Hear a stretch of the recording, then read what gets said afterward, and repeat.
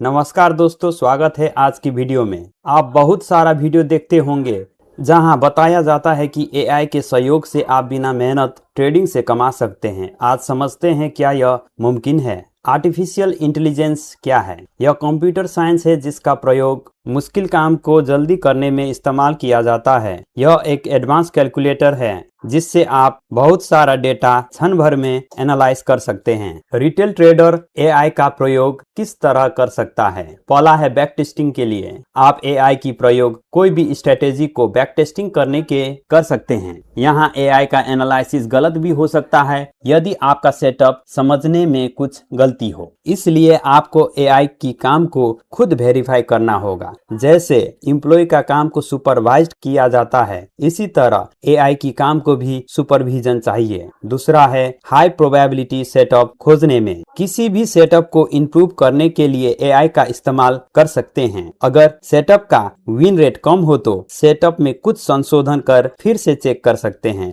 बार बार संशोधन कर आप हाई प्रोबेबिलिटी सेटअप खोज सकते हैं। तीसरा है मार्केट प्रिडिक्शन। न्यूज के आधार पर और टेक्निकल के आधार पर मार्केट बुलिश होगा या बेयरिश होगा, इसका अनुमान लगाने में एआई का प्रयोग कर सकते हैं, पर यह भी 100% एक्यूरेट नहीं होगा। यहाँ भी गलती होने का चांस उतना ही है जितना खुद अपने हिसाब से प्रिडिक्शन करने में होता है। चौथा है एल्गोरिथमिक ट्रेडिंग। अगर आप प्रॉफिटेबल सेटअप खोजने में सफल हो गए हैं तो उस सेटअप को ऑटोमेटिक करने में एआई का इस्तेमाल कर सकते हैं। यह सबसे बेहतरीन इस्तेमाल है एआई का। इससे ट्रेडिंग में इमोशन हावी नहीं होगा। अब समझते हैं एआई ट्रेडिंग में फेल क्यों होता है। पहला है macro events. AI macro events या ग्लोबल इवेंट्स को एनालाइज कर नहीं पाता। यह भी अपना राय न्यूज के आधार पर ही देता है और न्यूज विवादित रहता है। दूसरा है government policy. AI government policy से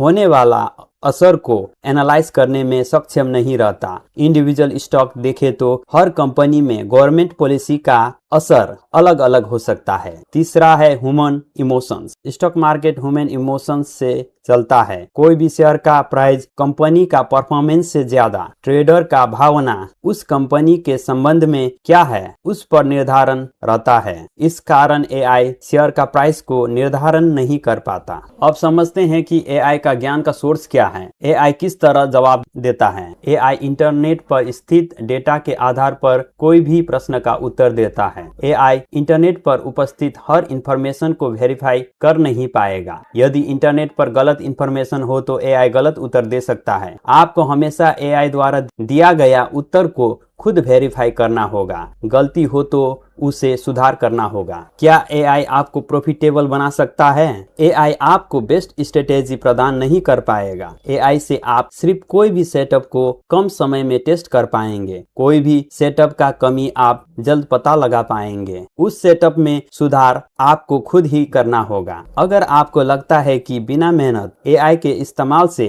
कमा लेंगे तो आप गलत हैं। जो ट्रेडर एआई के इस्तेमाल से कमा सकता है वह बिना एआई का भी कमा सकता है। एआई से वही कमा सकता है जिसके पास क्षमता है कि वह सही विश्लेषण एआई द्वारा कर पाता है। सही डेटा का इस्तेमाल कर स्टैटिस्टिक के आधार पर विन रेट पता करने में एआई का इस्तेमाल कर सके। सपोज अब मानते हैं कि एआई आपको बेस्ट सेटअप खुद बना के दे सकता है तो क्या होगा? इससे सब रिटेल ट्रेडर के पास सेम स्ट्रेटेजी और सेटअप होगा। इससे रिटेल ट्रेडर का बिहेवियर प्रिडिक्शन करने में और आसान हो जाएगा और बड़ा ऑपरेटर इस बात का गलत इस्तेमाल कर सकता है। इससे ऑपरेटर को और आसान होगा रिटेल ट्रेडर का स्टॉप लॉस ट्रिगर करने में। इसलिए आप गलत फहमी में मत रहिए एआई सीखने से मैं प्रॉफिटेबल हो जाऊंगा। आप बिना मेहनत के स्टॉक मार्केट से कभी भी नहीं कमा सकते। आपको हमेशा एक ही स्ट्रेटेजी को प्रयोग करना है। उस स्ट्रेटेजी में खुद सुधार लाना है। आप एआई का प्रयोग सिर्फ अपना काम जल्दी और आसानी से करने में